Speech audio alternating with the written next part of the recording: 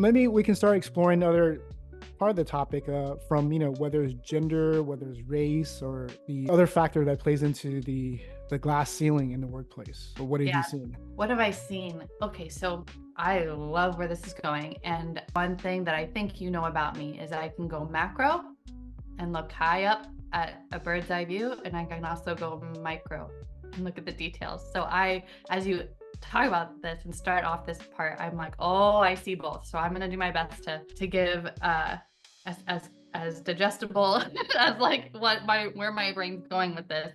So when we're looking at the workforce with these various characteristics that people have, and it's actually not just characteristics, it's also their background. Okay, gender, race, socio-demographic factors, all these things, and the culture and norms that have come with that. I'm gonna do an exercise. Can we do an exercise together? 100%. Okay. And so I'll guide, and we'll just play. Any other viewers out there, you can do this too. So go ahead and close your eyes.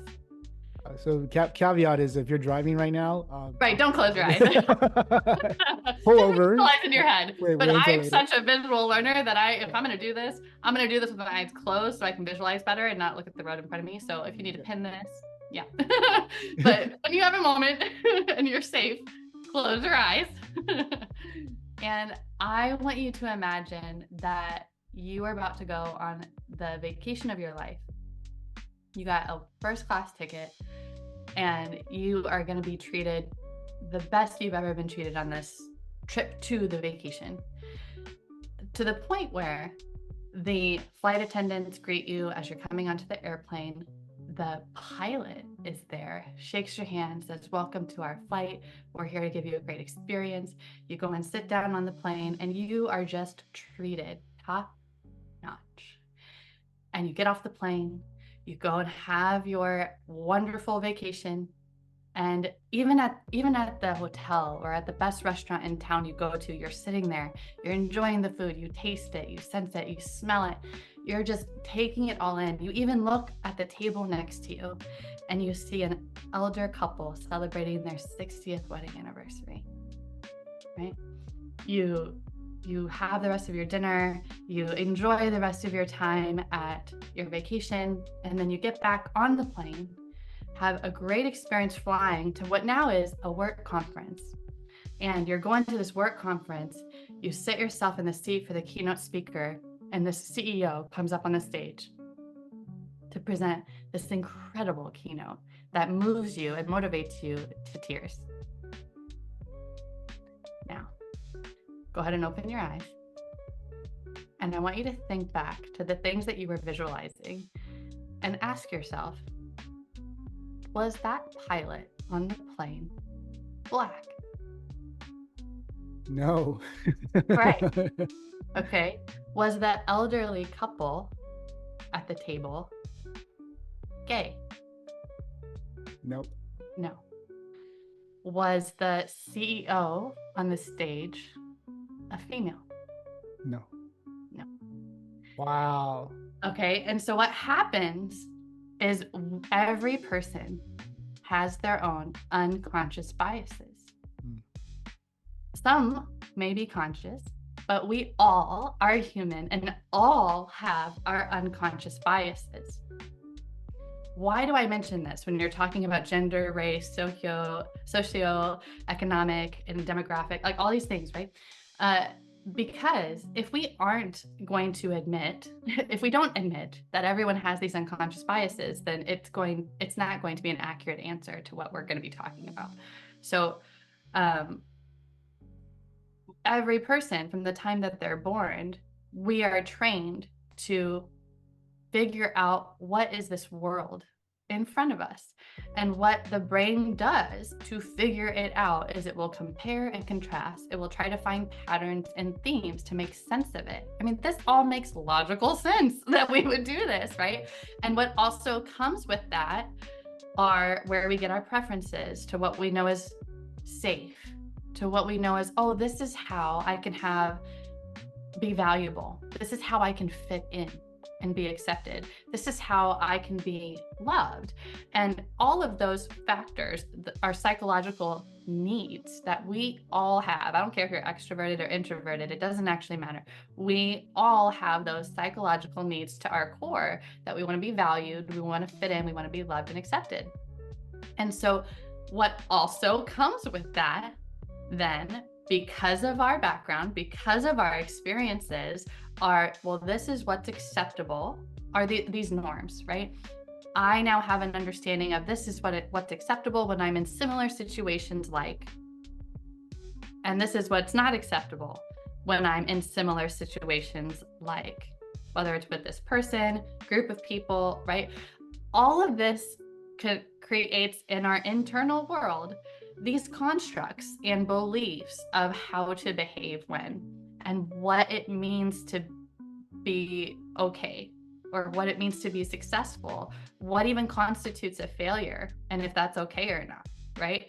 I mean, we could go to town on all of this, right? And so what's behind all of this is, hey, we can't actually avoid, we all have these unconscious biases. And so then, and by the way, I'm just talking about one person, but then you go to a workforce, and let's say it's a small business of 20 employees.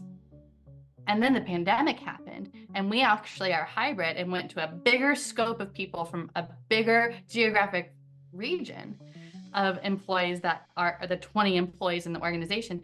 And now you have multiple, or I should say multi-dimensional complexities of biases that are conscious, biases that are unconscious, to where different values and experiences and norms can actually not just clash, and it's not necessarily problematic, but then what comes to that, you follow those breadcrumbs, there's so many different types of glass ceilings there,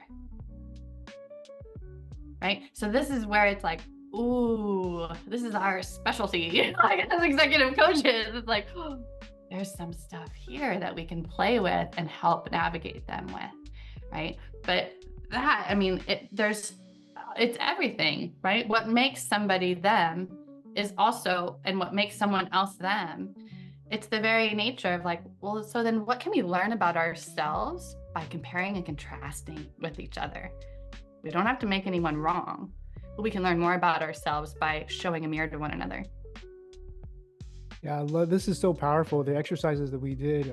I mean, I didn't expect for you to bring that up. It's like as soon as you mentioned that, the couple was sitting across the table is gay. I think you mentioned that the pilot is black and the CEO is female. Like, wow, just totally blew my mind. Yeah. Prior to doing this, I was working at an AI company, and we're doing a lot of natural language processing. And when we say nurse, the first thing that pops under our head is female, mm-hmm. Right? Mm-hmm. We don't think there are also male nurses, right? Or my wife she's also NP, nurse practitioner. They just call it MRS, so male nurse, yeah. Nurse. Yep. I gotcha. So we're living in a world of biases, but I think that the point I think what you're talking about that resonates with me the most is one of the key things to help us cultivate this self-awareness is, at the end of the day, we feel like we want to belong.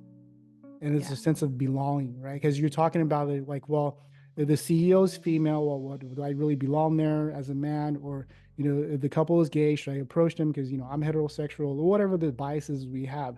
So how do we start that process? And maybe you can kind of preface with this quote from Brene Brown, who's, one of my heroes that I love. Mm-hmm. If you guys don't know who she is, she's, she studied Shane for the last 20, 30 years. And one of the things she talked about is because we all want to feel like we belong, right? We belong part of this group. We want to fit in. Mm-hmm. And she talked about being part of something bigger, but also having the courage to stand alone. Mm-hmm. And belonging is actually the opposite of fitting in. Because sometimes we tear down our values and like, I don't really believe in that, but I want to fit in. So I'm just going to put my values aside. And as we're talking about this, as you're talking about this, there's a movie that came up for me I watch a lot of movies, is A Million Miles Away. It's about this Mexican astronaut who started in a farm, like picking up lettuce and things like that. And he had this dream that he wants to be an astronaut. It's based on a true story, right?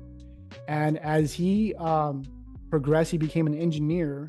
and he would bring food from home to work. So he was working at Lawrence National. Was it Lawrence National? It was one of the national laboratories, and he would bring his his tacos. He was the starter kids and the quesadilla starter kids, and everybody else is having sandwiches, and just feel like he doesn't fit in. Yeah. So the very next day, he started making his own sandwich, and he's eating like, this tastes like crap. Like, why would anybody, Yes. why would anybody eat this? Like, But what are because they thinking? it's bland, it's just whitening. There's no taste. There's no salt. There's no spice in it. Yeah. But I got to blend in. Yeah. And what's so interesting too is I find, like, I mean, even though we're talking about kids, different personalities, another type of kid might go, what is this thing that they're calling good? They don't know what they're thinking. And then all the judgment can start going. They can start like patronizing and criticizing. You guys don't know. You gotta try this. Like, this is far better. And if you don't like it, then just tough. Like some personalities have a different response or reaction to it, right? Yeah. Yeah, 100%.